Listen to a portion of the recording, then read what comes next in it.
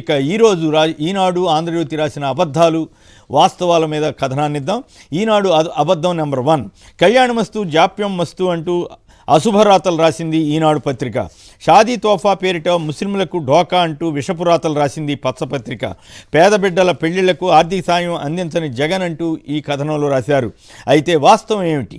గత ప్రభుత్వం 17,000 అంటే చంద్రబాబు ప్రభుత్వం 17,709 మందికి కళ్యాణమస్తు లబ్ధిదారులకు 68,68,00,000 ఎగ్గొడితే వైసీపీ ప్రభుత్వం వివిధ కేటగిరీల్లో ఆర్థిక సాయాన్ని దాదాపు 2 పెంచింది. ఎస్సీలకు గత ప్రభుత్వం ఇస్తామన్న సాయం 40,000 కాగా సీఎం జగన్ ప్రభుత్వం ₹1,00,000 సాయం అందిస్తోంది. కులాంతర వివాహం చేసుకున్న ఎస్సీలకు గత ప్రభుత్వం సాయం 75,000 కాగా వైఎస్ఆర్ కాంగ్రెస్ పార్టీ ప్రభుత్వం 1,20,000 అందిస్తోంది. ఎస్టీలకు గత ప్రభుత్వం ఇస్తామన్న సాయం 50,000 కాగా వైసీపీ ప్రభుత్వం 1,00,000 సాయం అందిస్తోంది. బీసీలకు అలాగే 35,000 సాయాన్ని ఈ ప్రభుత్వం 50,000కు పెంచింది. అయినప్పటికీ కూడా ముఖ్యమంత్రి జగన్పై ఈ పత్రిక యథాప్రకారం విషపురాతలు రాసింది. ఇక ఈనాడు అబద్ధం 2, దుగరాజపట్నం పోర్టు నిర్మాణంపై దుఃఖరాజపట్నం అంటూ అసత్య కథనాన్ని వండివార్చారు. వాస్తవం ఏంటంటే పోర్టు నిర్మాణం పేట ప్రజలను మోసం చేశారంటూ రాశారు. పోర్టుకు కేంద్రం నుంచి అనుమతులు తెచ్చుకోలేకపోయారంటూ కథనాన్ని ఇచ్చారు. వాస్తవం ఏంటంటే కేంద్ర ప్రభుత్వం మీద రాసే దమ్ము లేని రామోజీరావు నిత్యం జగన్పై పడి ఏడుస్తున్నారు. పక్కనే కృష్ణపట్నం పోర్టు ఉండడంతో దుగదాజపట్నం పోర్టుకు కేంద్రం అనుమతి ఇవ్వలేదు. ఆ సంగతి రాయకుండా జగన్ సాధించలేదని పచ్చి అబద్ధపు వార్తలు రాస్తున్నారు. చంద్రబాబు ఆధ్వర్యంలో తెలుగుదేశం మోడీ ప్రభుత్వంలో 4 ఏళ్ల పాటు భాగస్వామిగా ఉన్నప్పటికీ దుగరాజపట్నం ఈ పోర్టును ఎందుకు తేలేదో ఈనాడు రామోజీరావు చెప్పాలి.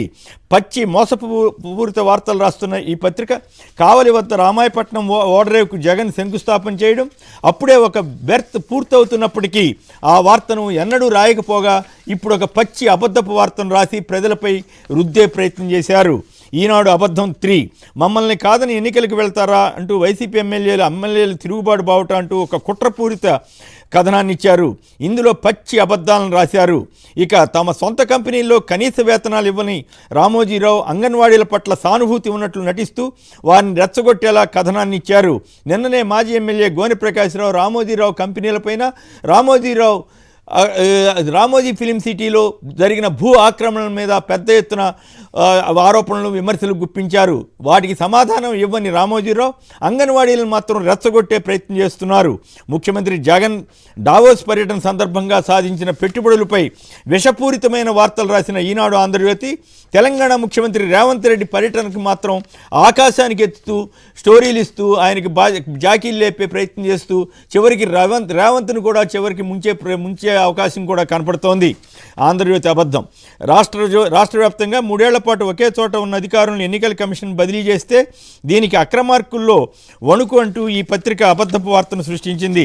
వాస్తవం ఏమిటంటే సాధారణంగా ఎన్నికల సమయంలో ఎన్నికల కమిషన్ ఈ ఆదేశాలు ఇస్తుంది. ఉదాహరణకు ఎన్నికలకు ముందు 100 మంది అధికారుల్ని తెలంగాణలో సైతం ఇలాగే బదిలీ చేశారు. 3 ఏళ్ల పాటు ఒకే చోట ఉన్న వాళ్ళని, సొంత జిల్లాల వాళ్ళని సహజంగా బదిలీ చేయాలని ఎన్నికల కమిషన్ ఎప్పుడు ఏ ఎన్నికైనా ఆదేశాలు ఇస్తుంది. అయినప్పటికీ బ్లాక్మెయిలింగ్కి అలవాటు పడ్డ ఆంధ్రజ్యోతి అధికారులను బ్లాక్మెయిల్ చేస్తూ తెలుగుదేశానికి ఎలాగలా మేలు చేయాలని తాపత్రయంతో ఇలాంటి చెత్త వార్తలు రాస్తోంది. ఆంధ్రజ్యోతి అబద్ధం 2, వెరైటీస్లో భారీ గోల్మాల్ అంటూ మరో చెత్త కథనాన్ని ఇచ్చింది. షర్మిల రాకతో వైసీపీలో వణుకు అంటూ ఆంధ్రజ్యోతి మరో పిచ్చి వార్తను ప్రచురించింది.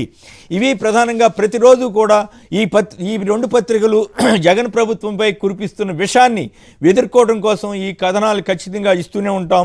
ఖచ్చితంగా ఈ అబద్ధపు వార్తల్ని ఖండిస్తూనే వారి యొక్క విష ప్రచారానికి వ్యతిరేకంగా వాస్తవాలు తెలియజెప్పే ప్రయత్నం చేస్తూనే ఉంటాం.